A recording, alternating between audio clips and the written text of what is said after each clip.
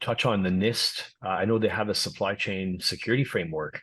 Oscar, what can you tell us about it? What are some challenges or bottlenecks that companies face when they're trying to implement the supply chain security framework? I think there's a new version coming up. Maybe you can tell us a bit about that. Yeah, well, NIST has a basically a cybersecurity framework. That's, by the way, that one. I don't recommend it. I think it's in version 1.3 that came out in 2019. So it basically doesn't cover off software supply chain attacks very well, or application security in general isn't really covered off very well. And so they're coming out with a version 2 next year.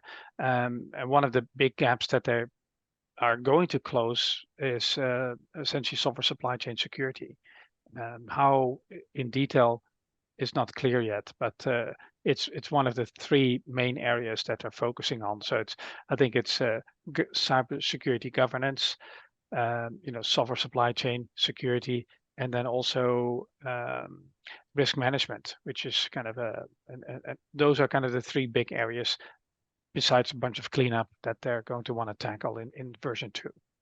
It's interesting, because the version 1 came out during the Obama era, and I remember there were a bunch of critical infrastructure, cybersecurity issues that came up, and he was like, enough is enough. Let's have a security framework. But I was working at the bank at the time, and we were considered critical infrastructure, so I was tasked with doing one of those to our company, because and then it was actually in my opinion, it's too heavy. There were way too many questions, even for a large organization like where I worked. It was too heavy, and so I can't. I'm curious to see what they're going to do with it. And to your point, application security, it was lacking. There were a few things in there, but the detail was not enough at all. And then, of course, the software supply chain, not much on that. But my problem with these large frameworks is that they just get too heavy, and sometimes the questions just make no sense. You end up spending way more time trying to answer them, and then you don't understand them.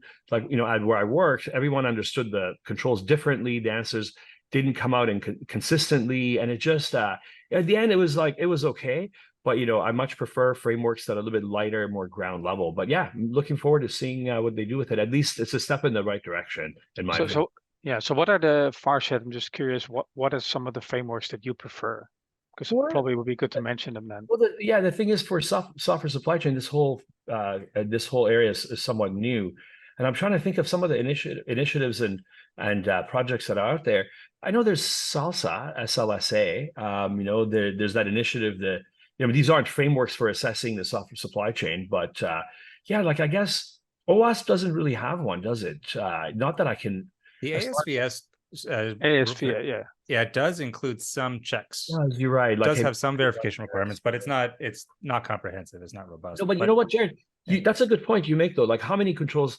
Realistically, all they need to say is make sure you're running regular scanning. You have a software bill of materials, that you're getting it from trusted sources. I think it does have those. Yeah. I think some of them are a bit vague. Like, make sure you're getting them from trusted sources. Okay. I look at that as a developer. I go, what's a trusted source? There's an opportunity for submitting a change to ASVS, Jared.